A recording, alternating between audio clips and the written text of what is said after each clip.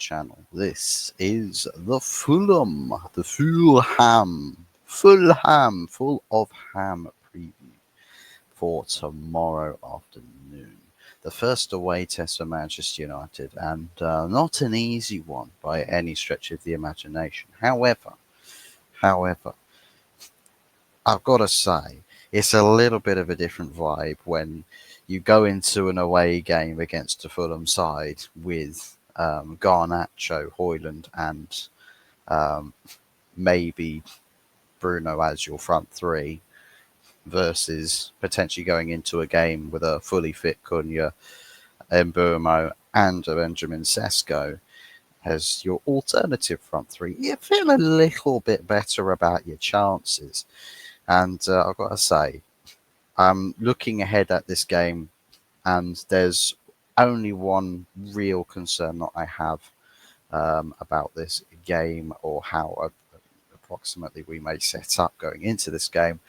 I am pleading with this manager to get the starting lineup right. I am pleading you take the spotlight of criticism off yourself and put it onto the stage for the players to show themselves as to who is here to benefit the shirt and who is here to benefit the bank account, whichever one that may be. But I'm for one. I'm a little bit optimistic with this game. I am. It's a must win, and I've got to say it is a must win. I've seen what's transpired on Friday night. I've seen what's transpired today on the Saturday. Um, Leeds are just relegation fodder, so Arsenal just quite easily. I mean, what was it, 15, 16-year-old Max Dowman is dunking on them. I mean, hang your heads in shame, lads. Hang your heads in shame. We've seen Chelsea play bang average and still score 5 goals. Sorry, they were bang average. I watched the game. They were quite bang average, really reckless in possession. Um, I've seen Manchester City improve their losing goal deficit to Tottenham by 2 goals. It's a vast improvement from 4-0 losses. You now lose 2-0. And Manchester City, I've got to be honest, I saw that lineup and I really thought long and hard about it. And it just felt like that's just so far away from a Manchester City lineup. It just felt so wrong. Like it just felt wrong seeing the setup of that team. It was like, it's not quite the same, is it? And I'm looking at the predicted lineups for this game as well, that some people assume that we'll go with. And I can't lie. The lineup I've got here is quite, yeah, no. I wouldn't go with the idea of running this setup, experimentation from the front. Not for me. Not for me by any stretch of the imagination. Hmm. However, Fulham away, um, I've not really seen an awful lot. Um, Fulham wise, I'm not really. I know that Marco Silva definitely coaches his team very well. Um, I know they're definitely not a team that you sort of turn your nose up at, even though I do feel like they're not necessarily a team that's done a lot of um, preparation going into this season in terms of rejuvenating or adding quality to the squad. More or less, the quality that they did have, they've held on to from last season. So I think, as far as a selling perspective, not really having to sell any bit of their better players, um, I suppose is a benefit to them. So I'm sure that they'll be quite happy with the way that the squad is looking for this season. But I do think that in terms of a test that they'll be facing off against us, I do see that back line struggling a little bit. If what we saw against Arsenal, if there's even an essence of direct transitional play where it's just pace afterburners going at at the two centre backs with then a target man to spearhead that. I mean, there are goal threats coming from three different positions. It's not. It's never an easy reading ever for any defence. So I'm hoping what we see is a bit more dynamism from the midfield too to actually work chances better from deep, so that the guys in the tens can have their lives made just a little bit easier. We know that we've got in the form of Benjamin Sesko that there is a very avid target man right there, like very strongly built, very tall. You know, they're yeah, not just in the sense of hold up play. You know, if you want to bring the ball through the middle channels, he can also send it out wide to the runner in behind. And if we do go more offensive, maybe we'll see the likes if Diallo plays out there that he gets the run on the outside, and Patrick Dorgu likewise on the left hand side. I know Cunha's definitely eyes open to a lot of passing lanes, and I feel like Dorgu getting a lot of the ball or seeing a lot of the ball played into space is a very big invitation for him. So I do like seeing Cunha down on that left hand side because I do feel like he will be in a lot of instances quite selfless and open to the pass. So I do like the potential dynamic that we can have down the left hand side, and the best part about that is that it's giving Dorgu a lot of time, and if you give him a lot of time to see what he can do on the ball, he's going to adapt to pressure quite well, and he's going to be a lot more better off for it. So, you know, I'm happy to see how the left hand side progresses, and to see Dorgu fill into that role a lot more. Hopefully, the quality level of execution improves, because I do feel like where there's definitely a potency to him being that sort of deadly crosser, he needs to work on that crossing quite a fair bit. So fingers crossed he can do that. But he has worked himself into a couple of goal scoring positions, both for pre-season and then against Arsenal. Pre-season he converted one of his chances. Um, in the Arsenal game, hit the woodwork. So yeah, for him, he's definitely he's got certain instructions in that role which he's taking good time to adapting to, which is all well and good. You know, only at 20 years of age, he's still got plenty of time to really fill out a little bit more as a player. Back three, don't really have much to say about them. I don't necessarily look at the back three and say, hey, those defenders are a big problem. I think as a unit, they do tuck in quite nicely, and they do lock down the middle of the pitch relatively well. Um, the only feat really would be is if they get caught out by a ball over the top. And one thing is quite noteworthy about Fulham side is that the attackers do have a fair bit of pace about them. They do have a fair bit of pace. Wobie's quick. Wilson, don't know if Wilson's very quick, but still he can utilise pace if and when he needs to. And Rodrigo Muniz. Um, pacey attackers, 100%. And that's only the predicted lineups of those who start. So there might be other alternative options. Think, who is this King? Joshua King, 18 years of age, predicted to start in the 10. I don't know if Andres Pereira is still there. I don't know if he is still there. But I don't know actually.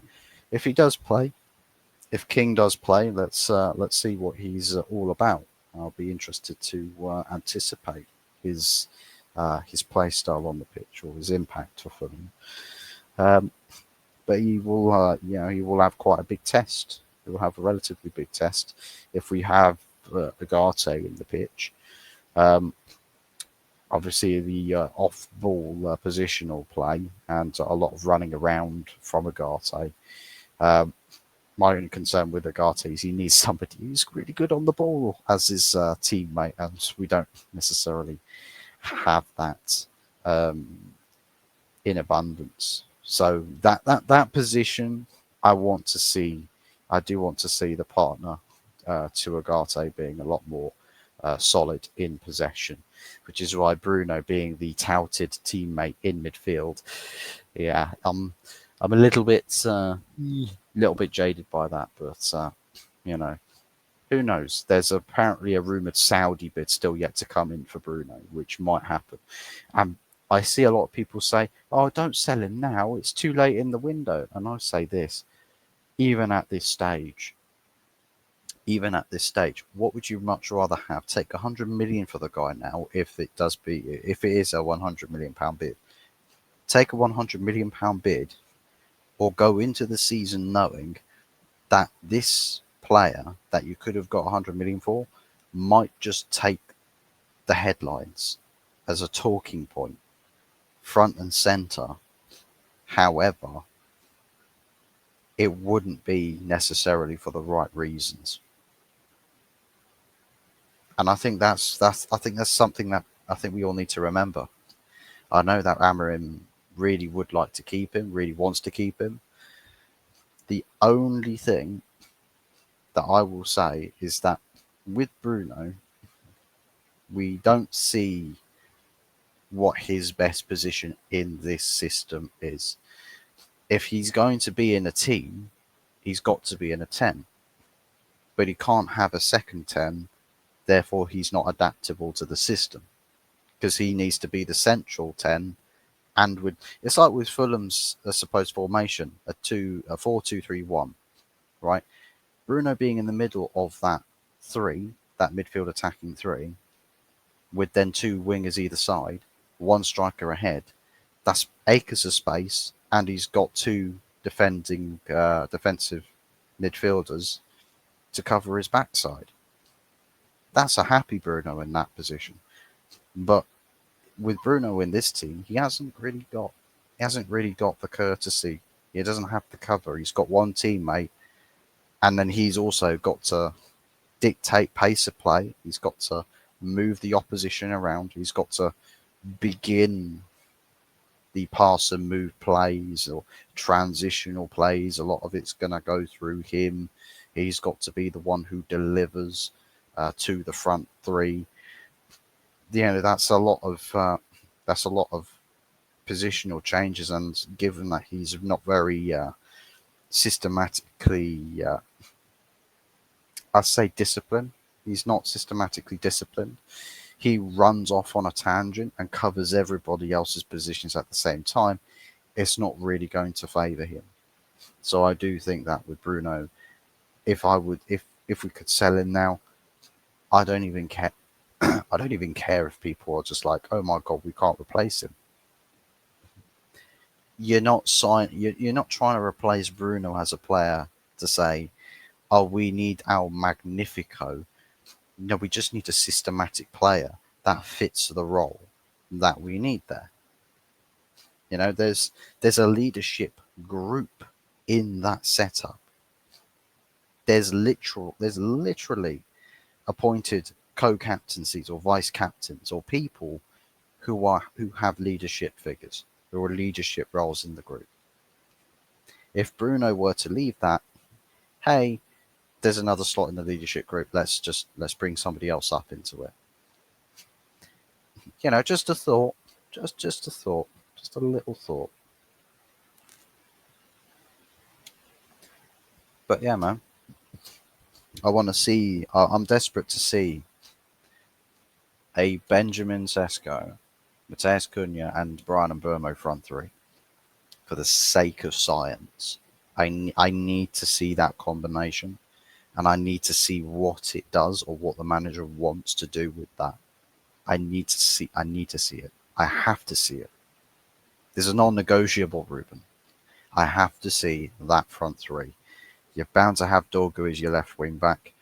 You're bound to have, I'd imagine, as it's away from home, you're bound to have a Diogo Dallo playing there on the right hand side. However, it would be intriguing to see Ahmad getting minutes with Mbeumo in on the 10, and then bringing a balance between offensive and defensive midfielders which have good defensive discipline as your 2 6s. Agate can be one of them, although I would try and avoid, sending offensive play through him. Maybe somebody, I don't know. I mean, Casemiro, technically, Casemiro would be the other player for that, and he's got a bit of a tech about him. He's a techie guy. He's a really techie guy. Is Casemiro, but he hasn't got much in the way of the legs department. So I suppose that's where you can bring someone like a Mainu on to see out the rest of the game, as well as perhaps other players instead of. But yeah, man, I'm intrigued to see what the happenings with the midfield situation is, because that's the tune coming out of the club. I know we've left it really last minute, but even now, just bringing somebody in who systematically plays the role effectively in the deeper positions in midfield, he's good enough for me. I'm good enough to see what the manager does with that, and how much of a tune he gets out of that sort of a setup. And how it benefits the rest of the team.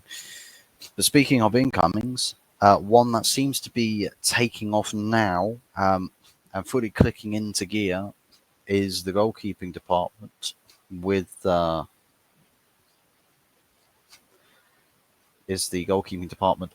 Sene Lamens.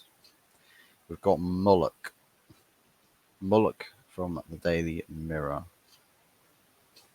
or the Sunday Mirror rather, Simon Mullock, who is allegedly said, or has reported, that Manchester United are set to win the race for Sene Lamens, looking at a 16 million upfront deal with add-ons as well. That Galatasaray tried to intervene with that, made an offer, made a bid, but Lamens has chosen his destination as Manchester United. And to be honest, I look at Lamens, and people might say, but it's not Donnarumma, is it? It's not Donnarumma. It's not Diogo Costa, is it? And I say, it doesn't have to be. It just needs to be a goalkeeper who can save a shot. It has to be a goalkeeper that doesn't dive out of the way of a shot. He dives towards the ball. It's not that the ball is the danger. You as the goalkeeper, you have to say, I am the danger. I am the one, the guardian, the gatekeeper of my box on this pitch. And that's one thing that apparently the statisticians have picked up on, is that based off the stats he posts, he's a bit more of a commanding presence in the box, not in sense of a captaincy material, rather maybe he can be a captain or captaincy material, depends on how he grows as a personality. But if the ball is going to be in and around his box, he's wise to the threat, he's wise to the dangers, he knows what's going on. He'll be there, he'll be on to that threat in good time. So that can only mean good things, because a lot of the threats we get come from crosses. A lot of the issues we have is that there's shots that our goalkeepers face, and the very flimsy hands. Sene Lamens is good not just with hands, but saving with his feet as well. He does prioritize just stopping the danger as much as possible. And there's not a lot of nervous factor about him. So given that he's only 23 years of age, still much, much more room to improve. But given the circumstances that we can't go splashing hundreds of millions of pounds on doing a super deal, a blockbuster deal for a world-class goalkeeper, as much as that would be really entertaining, and I would love to see that, Sene Lamens, you could say, is shrewd business, right? You're sort of tailoring him to take over a more first team choice role further down the line. And maybe it could be as soon as next season. Depends on when he plays, how effective he is. And if he is really effective, then good goodness gracious me. I'm sure Ruben Amorim will very quickly point at him and say, "Hey, you're starting next week again." "Oh, really? What about the next week?" "You'll start then." "On the next one?" "You'll start then too."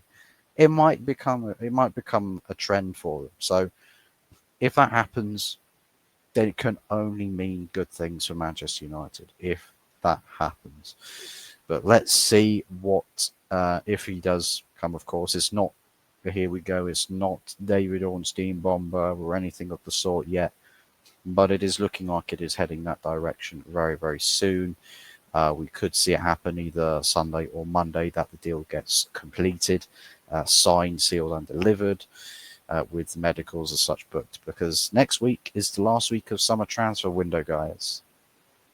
The last week. So yeah, say your prayers, everybody, because if you ain't done and you don't get done, this season's going to be long. And I'll tell you what, some of the football I've seen this weekend, it's a long season for quite a fair few teams. Quite a fair few. I am praying tomorrow we see if we get a team that turns up quite the way we did against Arsenal, the luck will be different. We'll create the better chances and we will score the goddamn goals. And that's what I'm hoping to see. Now, in terms of score prediction, I still think where there's glaring issues in the defensive department of this team, I want to see I want to see that we will have enough potency in attack to ride out anything that Fulham have to throw at us.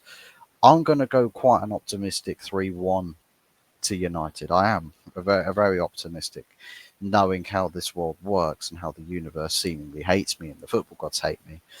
Um, I will deliver this prediction of a scoreline and then get absolutely shafted, and it be like a 4-0 to Fulham by the time the final whistle blows tomorrow. But geez, man, I'm feeling a bit more optimistic about this one. I don't know about you guys. Let me know what your feelings are about this game down in the comment section. Maybe it's a ball draw. Maybe it's 0-0 or 1-1. Maybe we don't get off the mark. But where the teams have already stumbled, um, the door's open. The door is open. Step up, claim 3 points, get on the board. And on top of that, get out the bloody relegation zone because we're sat in 18th at the moment, only by way of virtue of literally just not having played after losing the opening game. So hopefully we can get ourselves onto the board with 3 points and do instill a little bit of confidence in the team. Make it so that where people in the camp looked at that Arsenal game and didn't feel like they were too really downbeat about it. They were actually quite a bit more sort of optimistic. So I'm hoping they carry a bit of that fire that's lit there into Fulham and turn it into a full-on raging, blazing inferno that they carry on into the next game after that, and then the next game and the next game. We've got Grimsby Town somewhere in the middle of all of that. So Grimsby Town, I mean, they'll be hosting us as well, by the way. Yeah, it's going to be intriguing to see what happens with that game. Not to say that, we're going to destroy them by any stretch of the imagination. Games like that never seemingly pan out that way, ever. So I'm not going to go and say, Grimsby Town are just going to be victims somewhere in the middle, because that would be a bit too headlong, I think, with that. Be a bit too headlong. So, yeah, let's see what happens tomorrow. I'm gone with 3-1. Let me know what you guys think in the comment section down below. Don't forget to smash the likes and subscribe. And we'll be back again tomorrow, perhaps on the Sunday night takeaway show, but let's see. let's see. Take care, people. Enjoy your Saturday evenings and enjoy your Sundays too. Up the Reds.